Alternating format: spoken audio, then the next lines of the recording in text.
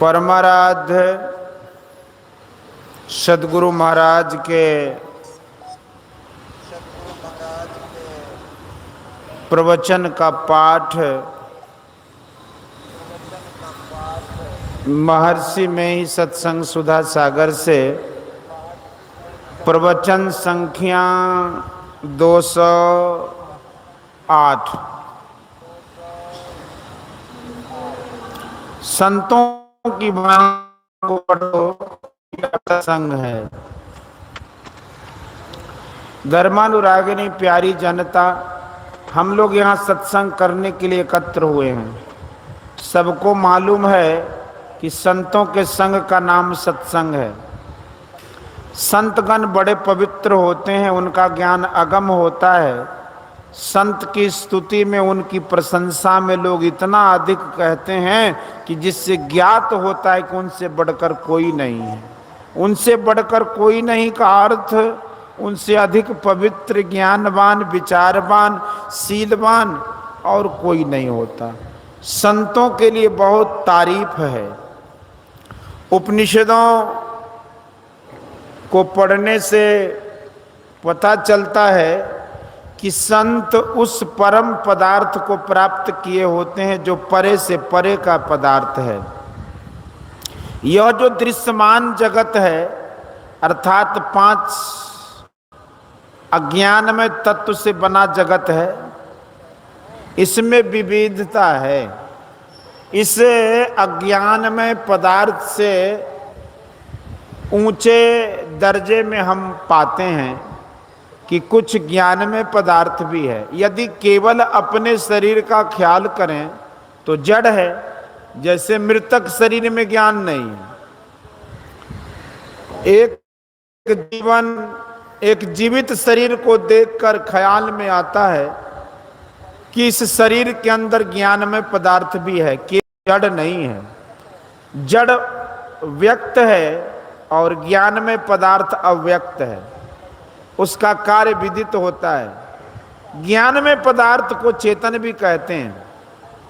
जो इंद्रियों को प्रत्यक्ष हो उसे व्यक्त कहते हैं और जो अप्रत्यक्ष हो उसको अव्यक्त कहते हैं। कोई कहता है कि जर्जर के मिलन से ही ज्ञान में पदार्थ होता है। ज्ञान में पदार्थ भिन्न नहीं है। दूसरे कहते कि ऐसा नहीं हो सकता, जड़ पदार्थ संख्या में कितने भी अधिक हो, जर्जर के मिलन से ज्ञान में पदार्थ हो नहीं सकता। जैसे वैद्य लोग औषधि बनाते हैं, मिक्सचर में कोई दवाई नहीं डालते, उसका गुण नहीं होता। शरबत में यदि सौंफ नहीं डाला जाए तो उसका स्वाद और गुण नहीं आता। जिन तत्वों में जो गुण है उनके मिलाप से वही गुण उत्पन्न होता है, उससे विपरीत नहीं। अज्ञान में पदार्थ के मिलने से ज्ञान में पदार्थ हो मानने योग्य नहीं है। मैंने संतों के ग्रंथों, उपनिषद ग्रंथों में पढ़कर, गुरु महाराज के चरणों में बैठकर और भी संतों के चरणों में बैठकर सुनकर और स्वयं भी विचार कर दृढ़ कर जाना है, जड़ तत्व भिन्न है और चेतन तत्व भिन्न है। चेतन तत्व अवश्य है, चेतन तत्व अवश्य अव्यक्त है। शरीर जब तक जीवित रहता है चेतन का कार्य देखते हैं, लेकिन इंद्रियों से चेतन के स्वरूप को पहचान नहीं सकते। शरीर व्यक्त है, व्यक्त तत्व से अव्यक्त तत्व ऊंचे दर्जे में है। जिस शरीर में चेतन नहीं है उससे कोई काम नहीं होता, यह प्रत्यक्ष है। चेतन के अधीन में जड़ तत्व है। चेतन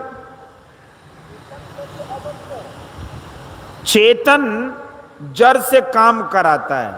मनुष्य ज्ञानवान प्राणी है, इंजन अज्ञानमय है, मनुष्य उसको बताता है और उससे काम लेता है।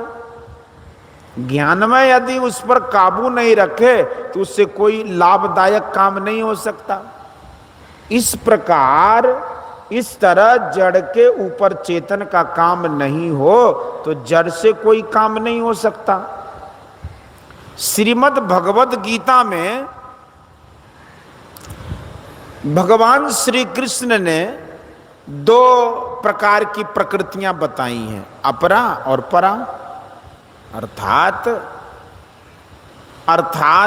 अपरा अर्थात अष्टधा प्रकृति, मिट्टी, पानी, अग्नि, हवा, आकाश, मन, बुद्धि, अहंकार, ये आठों अज्ञानमय हैं। इससे ऊंची चेतन प्रकृति है। अपरा जड़ प्रकृति, इसके अंदर दो चेतन है, वह परा अर्थात ऊंचे दर्जे की प्रकृति है। इन्हीं दोनों से संसार की रचना करता हूं। भगवान श्री कृष्ण ने श्रीमद् भगवत गीता में कहा कि संसार में जड़ और चेतन दोनों है। परा इसलिए कि वह जड़ से उत्कृष्ट है। जड़ से चेतन के निकल जाने पर वह विकृत होकर लापता हो जाता है, इसलिए चेतन से भी परे जो है वह परमात्मा है। गीता के शब्दों में कहूंगा, परा प्रकृति और अपरा प्रकृति जिनकी है वे स्वयं इन दोनों से भिन्न और इसके आधारभूत प्रभु हैं। परा प्रकृति को अक्षर पुरुष तथा अपरा प्रकृति को क्षर पुरुष तथा इन दोनों से परे को पुरुषोत्तम कहते हैं। भगवान कहते हैं कि पुरुषोत्तम सबसे परे है। उपनिषद में आया है कि विद्यते हृदय ग्रंथिस छिद्यन्ते सर्व संशयाः क्षीयन्ते चास कर्माणि तस्मिन् दृष्टे परावरे। संत किनको कहते हैं, इस पर मैंने कहा, उस परे से परे अर्थात जड़ से ऊपर चेतन और उससे भी परे परमात्मा, जिसको इनका दर्शन हो उसके हृदय की ग्रंथि छूट जाती है। जैसे दूध और घी का मिलाप रहता है, मथने से दोनों अलग अलग हो जाते हैं, उसी तरह जड़ और चेतन अलग अलग होकर पहचान में आ जाता है। जिसके सहारे संशय नाश हो गए, जिसके सारे संशय नाश हो गए, कर्म बंधन नाश हो गए, ऐसे जो होते हैं वे ही संत होते हैं। जिसको परमात्मा का दर्शन हुआ उसके सारे कर्म बंधन छूट गए, उसने परम मोक्ष प्राप्त कर लिया। जड़ चेतन की गांठ खुल गई, संशय दूर हो गया। यह दशा जिनकी होती है उनको संत कहते हैं। लेकिन इनकी पहचान कौन करे? बड़े विद्वान को बड़े विद्वान ही पहचानते हैं, कम पढ़े लिखे या नहीं पढ़े लिखे नहीं जानते। गोस्वामी तुलसीदास जी संत के लिए लिखते हैं कि अमित बोध अनियमित भोगी, सत्य सार कवि कोविद जोगी। बिना योग के हृदय की ग्रंथि नहीं खुलती। संसार में जब तक शरीर है कुछ न कुछ खाना होगा। गोरखनाथ जी के वचन में है कि धाये न खाईबा, भूखे न मरीबा, यही निसिलेबा ब्रह्म अग्नि का भेवम। इतना भोजन लो जिससे शरीर की रक्षा हो। भगवान बुद्ध के वचन में है कि भोजन की मात्रा जानो। गोरखनाथ जी कहते कि जिस भेद से ईश्वर की प्राप्ति होती है, ईश्वर दर्शन होता है, उसमें दिन रात लगे रहो, घमंड नहीं करो, सहज से रहो, स्वल्प भोगी बनो, सोओ कम, बोलो तौल करके। सभी काम में उनको तौल रहता है। संत को कुछ प्राप्त करना नहीं रहता। ईश्वर दर्शन करना भी अच्छा है, लेकिन जिनको दर्शन ही दर्शन है उनको फिर इच्छा क्या? यही एक दर्शन है कि कभी अदर्शन नहीं होता। सोबत जागत उठत बैठत टुक विहीन नहीं तारा। झिनझिन जंतर निस्दिन बाजे जम जालिम पचिहारा। दरिया साहब बिहारी, जो कुछ अप्राप्त है उसके लिए इच्छा होती है। संत को कुछ भी अप्राप्त नहीं है, फिर भी संसार का काम करते हैं। इच्छा रहित आदमी संसार में काम कैसे कर सकता है, इस बात को वह नहीं जानता जो इच्छा रहित नहीं हुआ है। जो कभी स्वप्न नहीं देखा उसको उस संबंध में क्या मालूम है। अभी तुम सोए हुए हैं, जगो। इसलिए उपनिषद में कहा है उठो जागो और श्रेष्ठ पुरुषों के समीप जाकर ज्ञान प्राप्त करो। यह जानने वाली अवस्था भी स्वप्न है। 3 अवस्थाओं से ऊपर उठो, चौथी अवस्था में जाओ, तब इस जागृत को स्वप्न समझोगे। 3 अवस्थाओं, अवस्था तजो भजो भगवंत गोस्वामी तुलसीदास, इन 3 अवस्थाओं को छोड़कर तुम कभी नहीं रहे हो, फिर तो संसार को स्वप्न कैसे देखोगे। 3 अवस्था से ऊपर जाने के लिए आंख से ऊपर जाओ। गोरखनाथ जी ने रास्ता बताया। गगन मंडल में औंधा कुआं, तहां अमृत का वासा। बाहर कुआं में पानी मिलता है और अंदर के कुआं में अमृत मिलता है।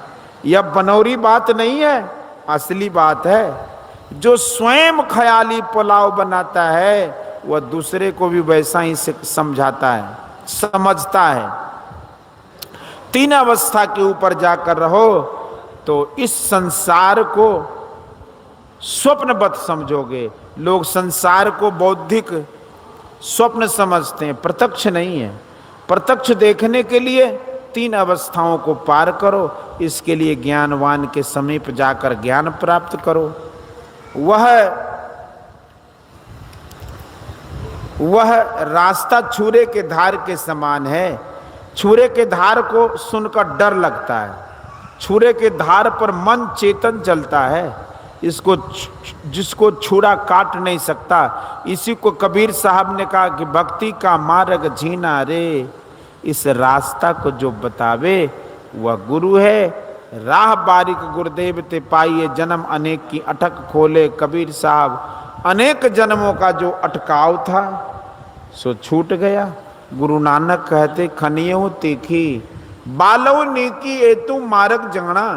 लोगों को सुनकर कठिन मालूम होता है, लेकिन रास्ता जैसा बारीक है उस पर चलने वाला भी वैसा ही बारीक है। संत रास्ते को तय किए होते हैं, उनको अब चलना नहीं है। पढ़े लिखे नहीं रहने पर भी कबीर साहब जैसे विद्वान होते हैं। संत को कौन पहचान सकता, कुछ संतवानी याद है।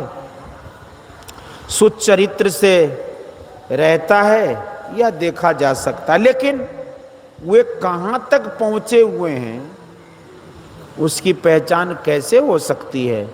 गुरु महाराज ने कहा था कि संतों की वाणियों को पढ़ो, यह भी सत्संग है। दूर दूर पर लोग रहते हैं, चिट्ठी से आधी बातचीत होती है, चिट्ठी को आधी मुलाकात कहते हैं। संतों की आधी मुलाकात क्या कम है, बहुत है। मैं 2-4 बातें आपसे कहता हूँ, इससे मैं अपने को संत नहीं कहता। गुरु महाराज ने जो रास्ता बताया है उसका छोर पकड़ा हूँ। संत वचन अमृत वचन है, इसके सहारे बिना अमृत पद को कौन पा सकता है। परमात्मा बुद्धि के परे हैं, इसलिए बुद्धि में ही बंधे नहीं रहो। इसका मतलब यह नहीं कि अंधविश्वासी बन जाओ। कई संतों के वचन पढ़ने का अर्थ यह है कि सभी संतों की वाणियों को पढ़ने से संतों का एक मेल मालूम होता है। ग्रंथों को पढ़कर समय टाला नहीं जाता। जब बहुकाल करिए सत्संगा, तब ही होई सब संशय भंगा। कुछ काल लाख वर्ष भी हो सकता है। कोई पूछो कि लाख वर्ष शरीर रहेगा, तो मैं कहूँगा शरीर नहीं रहेगा, आप तो रहेंगे। कपड़ा फटता है, शरीर रहता है। इसी तरह शरीर छूटता है, और आप रहते हैं। संतों ने जो ज्ञान दिया है उसका छोड़ पकड़ लिया है, कभी न कभी खत्म होगा। योग के आरंभ का नाश नहीं होता, भक्ति बीज पलटे नहीं जो जुग जाए अनंत। ऊंच नीच घर जन्म ले तऊ संत को संत, भक्ति बीज बिन से नहीं आय पड़े जो चोल। कंचन जो बिष्ठा पड़े घटे नता को मोल। संत कबीर साहब सभी दिन सत्संग कीजिए, कभी नहीं भूलिए। बोलिए श्री सद्गुरु महाराज की जय। यह प्रवचन भागलपुर जिला अंतर्गत जिला वार्षिक अधिवेशन के अवसर पर ग्राम तिनटंगा में दिनांक 20/3/1965 ईस्वी के सत्संग में हुआ था।